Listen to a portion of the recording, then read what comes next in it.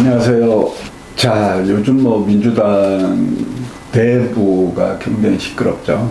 시끄러운 정도가 아니라 이제 더 발전하면 분당할지도 물론 뭐 그렇게까지 가지 않기를 바라겠지만 뭐 그럴 개연성도 전혀 부정할 수 없을 정도로 심각한 상태라는 걸 뭐 누구도 부인할 수 없고요.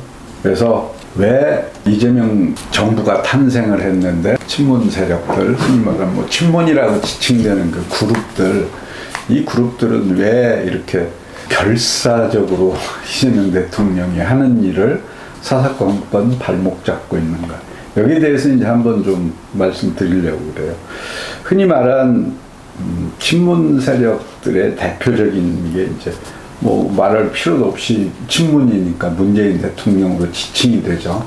문재인 대통령은 제가 뭐 한번 말씀 한번 드렸지만은 우리 전라북도에는 뭐 최악의 대통령이었고, 그 다음에 전라북도가 아니고 우리 전체적인 국가적으로 보더라도 문재인 대통령은 가장 큰 잘못이 뭐냐면 결단해야 될 때 결단하지 않는 지도자라는 거죠.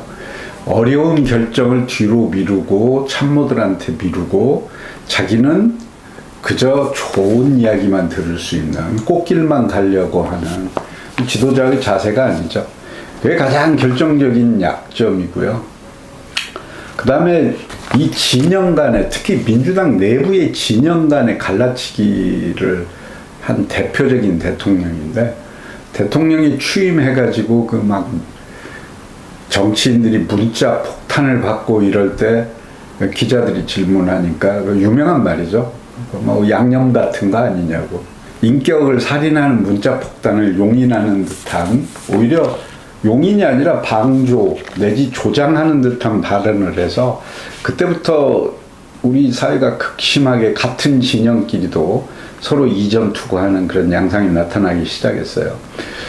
그리고 문재인 대통령 집권 내내 문재인 대통령이 뭐 인상은 후덕하고 좋은, 인심 좋은 아저씨 같이 보이는데, 자, 대선 경쟁자 뭐 한번 생각해 볼까요? 첫 번째 뭐 이재명이 자기 대선 경쟁자였죠. 이재명 대통령한테 한 일은 제가 말하지 않아도 너무나들 잘 알고 있지만, 이재명 대통령한테도 김부선이라는 미투를 시작하게 된 게 김부선이라는 여자 배우라고 하는 사람과 스캔들을 있는 것 같이 계속 보도를 해가지고 괴롭혔고, 그 다음에 이제 안희정이라고 하는 잠재적인 후보는 여기도 미투를 통해서 안희정의 비서 출신과 비서에 관련된 성폭력 혐의로 해가지고 안희정도 그만두게 됐고, 그다음에 잠재적인 또 뭐 경쟁자라고 하는 박원순이도, 뭐 박원순 같은 후보는 전혀 의외인데, 박원순 후보도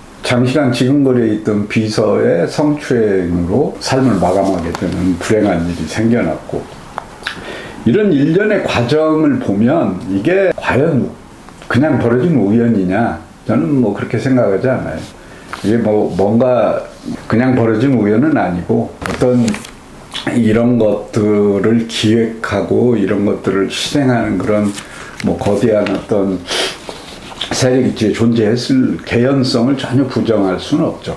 뭐 딱 그렇다고는 제가 증거를 찾는 역할의 사람이 아니기 때문에 모르지만, 심정적으로 경쟁자를 제거하는 방법이 미투를 통해서 지금 현재 뭐 20대, 30대 남자들을 잠재적 성범죄자 취급을 했던 그런 시절이 있어서, 그걸로 인해서 20대, 30대 남성들의 표가 다 날아간 거잖아요, 민주당은. 20대 여자들의 표는 얻을 모르겠는데, 뭐 흔히 말한 20대 남성들의 표심이 다 날아가게 됐고, 이런 그 일련의 것을 보면 과연 문재인 대통령이 임기 내에 같은 진영 내에 있는 사람들을 대하는 그런 태도가 민주적이었냐, 여기에는 사실 좀 회의적이에요, 물론. 자, 그 다음에 이제 문재인 대통령하고 조국이라고 하는 교수 출신이죠. 문재인 정부를 이야기하면 청와대에 유독 교수 출신이 많았어요. 장관도 그렇고 뭐 수석들도 그렇고.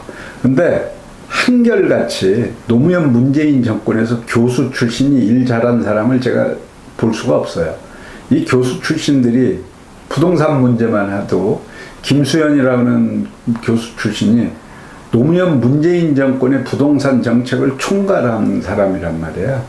이 사람 노무현 때 실패한 사람을 문재인이 또다시 써가지고 이제 뭐 부동산 아예 계급이 생겨날 정도로 부동산 문제를 악화를 시켰는데 이게 다 교수 출신들이에요. 그 다음에 문재인 정부의 실패한 소득주도 성장, 누가 장하성이라는 또 뭐 이분도 교수할 때는 이미지가 좋았는데 조국이 같이 현실 정치판에 뛰어들어가지고 현 정책실장인가 뭐 이런 거 하면서 소득주도 성장을 했는데 오히려 빈부 차가 더 심해졌고, 그 다음에 소득의 상위 계층과 하위 계층의 그 갭이 더 벌어졌고, 뭐 이런 걸 초래했고요.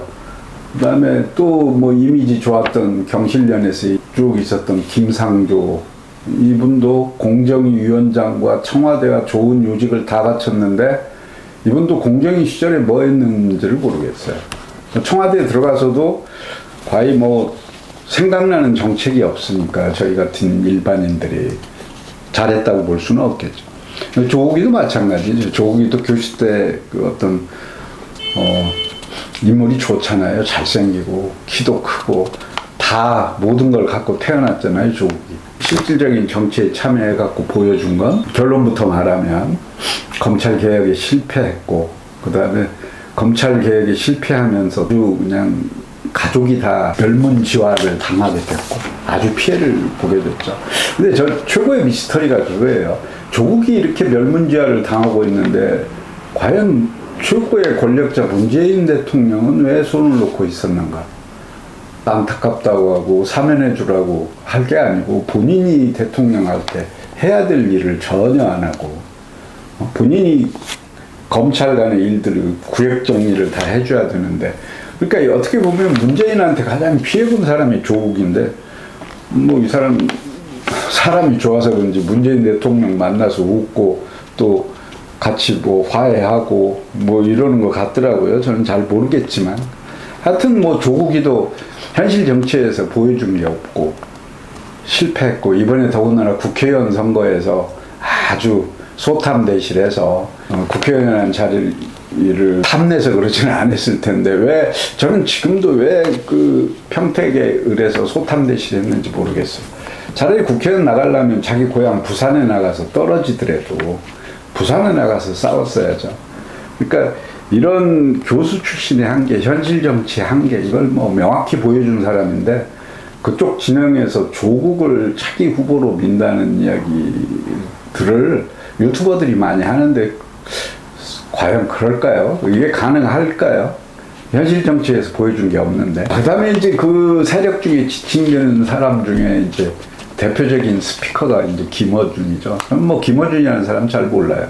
김어준 방송 본 적도 없고 관심도 없고요. 그 다음에 이분이 민주당에 뭐 민주당 지금 50대 40대에 지대한 영향을 미쳤다는 사실 뭐 그런 건 알고, 이분 채널에 국회의원들이 나가서 뭐 절을 하고 노래를 부르고 이런 것만 다른 걸로 전해드렸는데 대단히 부적절한 처사죠. 그리고 책임지지 않는 유튜버의 채널에 가서 한 공당의 국회의원들이, 장관들이 거기 나가서 정책을 설명하고, 이건 대단히 잘못된 일이죠. 그 채널의 영향력이 뭐 조선일보 이상인지 어쩐지 모르겠는데 김어준 이분은 조선일보와 싸우면서 조선일보를 닮은 것 같아요. 지금은 민주진영에 조선일보 같은 그런 존재가 들어가고 있는 것 같은데, 초심으로 돌아가서 처음에 젊었을 때 그 독립 언론으로서, 기업으로 말하면 스타트업이잖아요. 스타트업으로 해서 그 모험 정신과 저항 정신과 이런 걸 가지고 싸울 때 그 김어준이 지금 아니잖아요. 이분은 이제 대기업 됐잖아요. 스타트업에서 지금 중견기업, 대기업이 되신 분인데 그 스타트업 때 같은 사고로 채널을 운영하시면 문제가 있겠죠. 그래서 이 김어준을 중심으로 이제 이재명과 대척점에 서려고 하는 것 같은데 썩 쉽지는 않을 거예요. 제가 볼 때 권력이라는 게 그렇게 만만한 게 아니고요. 더군다나 이재명 대통령이 그렇게 만만한 사람이 아니잖아요. 그 문재인 대통령 시절에는 본인들 하고 싶은 대로 다 했겠지만 이게 이제 정치 권력이 바뀌었으니까 거기에 대한 생각들을 하셔야 될 것 같고, 그 다음에 뭐 정청래라고 하는 당 대표는 이분도 퀘스천 마크예요. 이분이 원래 유시민하고 뭐 그 김어준하고 친했던 사람도 아니고요. 이분 2000년대 초반에는 친정동영계 인물이었고, 그 다음에 이분이 뭐 운동권이긴 했지만 호불호가 아주 분명한 사람이긴 했지만, 이분이 지금같이 이렇게 스포트라이트를 받고 이렇게 하게 된 건 뭐 법사위원장 시절에 보여준 같은 진영에 아주 그냥 박수를 받을 만한 그런 태도, 이런 것 때문에 갈채를 받고 당대표가 된 것 같은데, 당대표 이후의 행보가 저는 매우 적절하지 않다고 봐요. 그리고 특히 제발 전라북도 좀 안 왔으면 좋겠어요. 당대표 이번 6.3 지방선거 끝나고도 왜 전라북도 와서 이원택 당선인 만나고, 뭐 이게 전라북도에 아주 도움이 안 되는 일이거든요. 집권당 대표가 대통령하고 대립각을 세우고 있는데 핵심 지역이 전라북도라고 생각하면, 지금 이재명 대통령 임기 4년 동안 전라북도는 많은 걸 받아야 되는데, 제발 전라북도를 생각하면 우리 전라북도를 좀 안 하셨으면 좋겠다, 이게 제 생각이에요. 전라북도 사람으로서. 그다음에 이제 마지막으로 이제 뭐 유시민이라고 하는 운동권에 속해서 뭘 했는지는 모르겠어요. 저도 뭐 유시민 씨보다 더 몇 년 앞선 시절에 대학을 다니긴 했지만, 유시민 씨가 뭐 운동권에서 그렇게 아주 탁월한 역량을 발휘하고 뭐 이런 사람 같지는 않고요. 뭐 글 쓰는 재주가 좋은 친구죠. 말하는 재주가 좋고. 그러니까 글 쓰는 것하고 말하는 것 두 개를 다 잘하기가 좀 힘든데, 보기 드물게 두 개를 다 그쪽에 재주가 있는 친구죠. 재주가 있는 반면 덕이 아주 없죠. 덕이 없고, 그런 거 있잖아요. 그냥 똑똑하긴 한데 능력이 있는 것 같기, 뭐 말도 잘하고 글도 잘 쓰고 이런 것 같은데 괜히 주는 거 없이 싫은 사람, 뭐 이제 그런 사람의 부류에 속하게 되겠죠. 제가 유시민 씨를 싫어하는, 뭐 유권자로서 싫어하는 이유는 첫 번째, 이분은 정치 인생 내내 호남 출신의 정치인들에 대한 반감을 노골적으로 드러낸 사람이에요.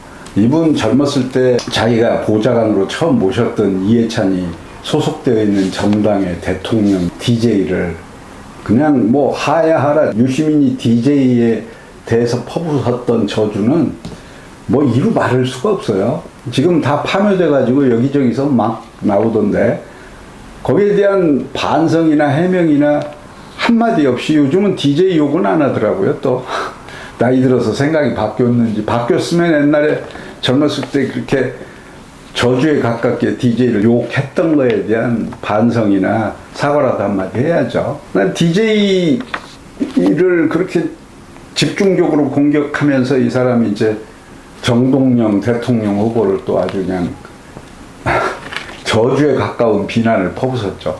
요즘은 이제 김민석에 대한 저주를 또 그렇게 퍼붓더라고. 나 왜 그런지 모르겠어요. 김민석이도 DJ가 픽업한 정치인이고, DJ를 아주 존중하고 DJ에 대한 리스펙을 자주 표현하는 정치인이라서 그런지 몰라도, 요즘은 또 김민석이를 뭐 이해찬 빈소에서 우는 거 보고 뭐 울지 말고 공부하라고. 제가 볼 때 공부는 김민석 후보가 유시민 씨보다 공부는 더한 것 같은데, 더 높은 학위를 가지고 있고, 공부로 말하면 김민석 야인 시절에 중국의 칭화대에 가서 학위도 받았고, 미국도 하버드 케네디 스쿨에도 갔었고, 미국에서도 공부했고, 뭐 공부한 걸 하면 자기나 별 차이 없을 것 같은데 책을 더 읽어라. 뭐 또 자기 운동권에 있던 김부겸한테도 뭐 책을 더 읽어라. 뭐 이런 얘기 자꾸 해요. 뭐 능력도 별로 없는 것 같다. 그러는데 참 유시민 생각하면 온갖 혜택을 다 받았잖아요. 소수 정당으로서 경기도지사 후보로 민주당이 후보를 양보하면서 내보내줬는데 김문수한테 떨어졌죠. 그 다음에 자기 통합민주당, 정의당, 이 사람 가는 정당마다 정당 다 없어지잖아요. 정당 파괴 전문가예요. 근데 이런 분이 이제 본격적으로 나서서 이재명이한테 자기 할 말을 하겠다고 하는데 무슨 말 할지는 모르겠어요. 무슨 말 할지 뭐 뻔히 다 답이 나와 있는 건데 요즘은 이제 송영길을 또 그렇게 까더라고. 송영길도 전남 고흥 출신이잖아요. 그러니까 이분은 이분은 이 양반은 호남 출신에 대한 알레르기가 있는 것 같아. 응? 영남 그 꼰대 같은 이미지로 영남 살인의 이미지죠. 어떻게 보면 보수의 이문열하고도 이렇게 자꾸 생각나요. 오버랩 돼요. 이문열, 진보의 이문열 같은 사람인가 이분이. 제발 우리 호남 출신 정치인들 좀 그렇게 논거나 근거를 가지고 깨세요.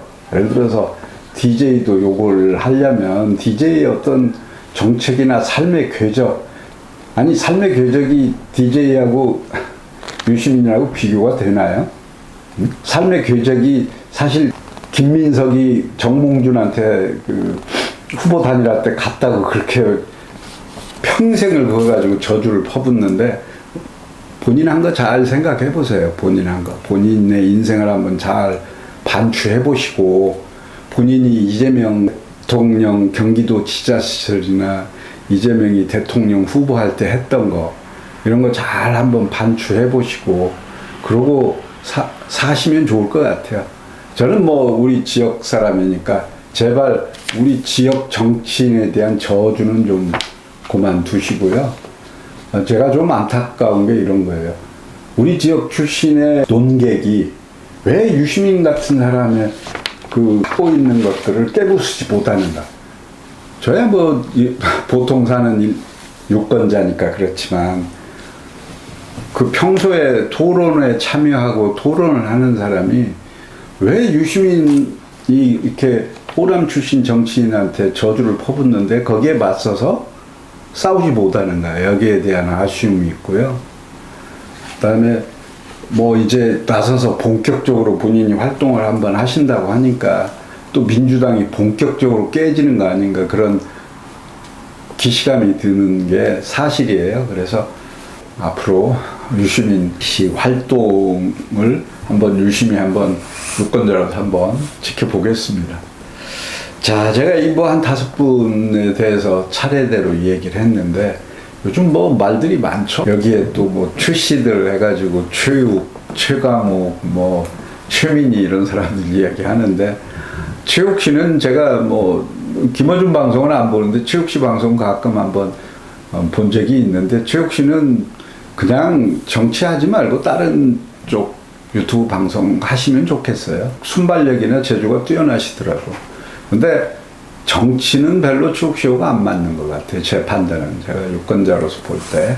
최욱 씨는 그냥 본인 잘하시는 거 하시면 좋을 것 같고 나머지 두 출시에 대해서는 제가 잘 모르니까 최강욱 씨는 뭐 전주 출신이라고 하는데 제가 아는 게 없고요. 조국 씨를 열렬히 지지하는 패널이란 거 말고 별로 뭐 아는 게 없고요. 그래서 이제 제가 뭐 그쪽을 진영을 대표하는 친문 세력에 대해서 좀 말씀을 드렸고요. 다음에는 다른 민주당 이야기, 그 다음에 이제 민주당에서 앞으로 여러 가지 일들이 벌어질 테니까 거기에 대해서 코멘트를 좀 하는 시간을 가져보겠습니다. 예, 고맙습니다. 감사합니다.